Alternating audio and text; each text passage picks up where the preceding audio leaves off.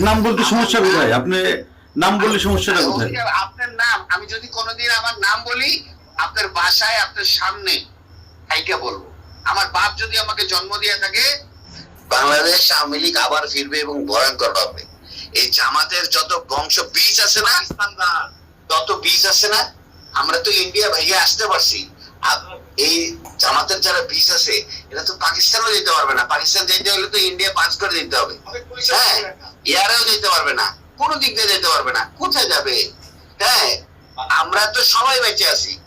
হয়তো বা কিছু লোকজন নিরীহ কিছু নেতা কর্মীদের উপর অত্যাচার করে মেরে ফেলানো হয়েছে। হ্যাঁ, ম্যাক্সিমাম বেঁচে আছি। কিন্তু বাংলাদেশ আওয়ামী লীগের 4 কোটির উপরে নেতা কর্মী আছে, একদম নেতা কর্মী।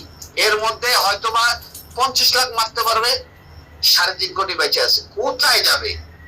বাসা থেকে না, মাটির 50 হাত নিচে থাকলেও জামাতের চেয়ে ডেঞ্জারাস ভাবে ওদেরকে মৃত্যু দিব।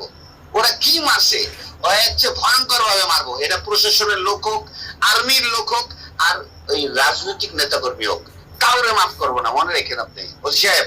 আপনাকে আমি বললাম, আপনার উত্তরা থানার যে কটা সাব ইন্সপেক্টর আমাদের আওয়ামী লীগের নেতা কর্মীদের অত্যাচার করতেছে, ওদের পরিবার সুদ্ধা কানবে, বসে বসে রাস্তায় বসে বসে কানবে। আপনি আমাকে সুনির্দিষ্ট ভাবে দেখান যে কারোর উপরে কোনো নির্যাতন আমার লোকজন করছে কিনা, আমি তাদের বিরুদ্ধে অবস্থায় ছিলাম।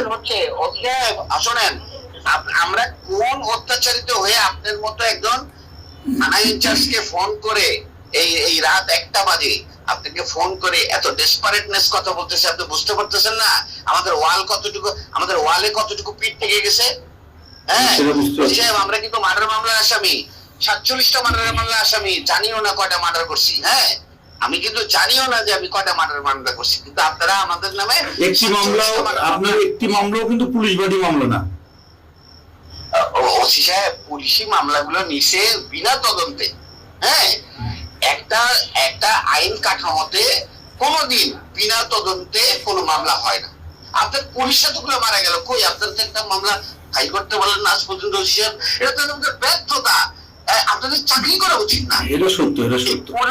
এই পুলিশগুলো যাই হোক, আওয়ামী লীগ বলেন, ধরেন ওরা আওয়ামী লীগের পরিবারের, কিন্তু পুলিশ ছিল তো। এতগুলো মারা গেল, আজ পর্যন্ত তো কেউ, আপনারা 10 জন পুলিশ একদিকে দাঁড়ায় তো বলতে পারলেন না একটা প্রেগনেন্ট মহিলা পুলিশ, একজন সাধারণ সাধারণ অফিসার, তার মতো মহিলাকে এত নৃশংসভাবে মার্ডার করলো। সে তো এই প্রেগনেন্ট অবস্থায় তো কোনো জামাতের নেতা বা কোনো ছাত্রকে মারতে যায়নি, তো তাকেও মেরে ফেললো। কই আপনারা তার মামলাটাও তো করতে পারলেন না। তা আপনারা মামলা হবে, কোন সিদ্ধান্তই আপনাদের বাস্তবায়ন হবে না। সাহেব, আমরা রাজনীতি করে এসেছি। আমি আজকে 21 বছর প্রেসিডেন্ট সেক্রেটারি। আমার কি ওই ধারণা নাই বাংলাদেশের রাজনীতি কোন দেশের কথায় চলে? আমেরিকা কয়দিন সেভ করবে সাহেব? ঠিক আছে, আপনি, আমরা ছোট চাকরি করি, ছোট মানুষ, আপনি করেন। আপনি আমার থানা যে না সাহেব, আপনি তো ছোট মানুষ, কিন্তু আপনার কার্যক্রম তো বড় বড়। আপনার কার্যক্রম ঠিক করেন সাহেব। আমার কার্যক্রম যদি কোনো অপরাধ থাকে, এটা আমার কর্তৃপক্ষ বা আমার উপরে আছে সে দাবি দেয়। তবে আমার কোনো অফিসার যদি অন্যায় করে থাকে, আপনি সেটা আমাকে দেন, আমি সেটা দেব। আমার বিরুদ্ধে যদি কোনো অভিযোগ থাকে সেটা দেন, আমি সেটা জবাব দেব। আপনার বেতন কিন্তু আপনার ঊর্ধ্বতন কর্মকর্তা দেয় না।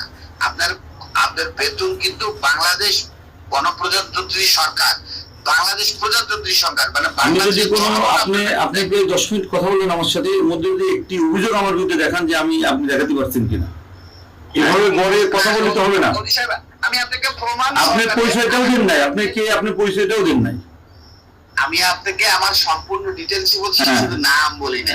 নাম বলতে সমস্যা কোথায়? আপনি নাম বললে সমস্যাটা কোথায়?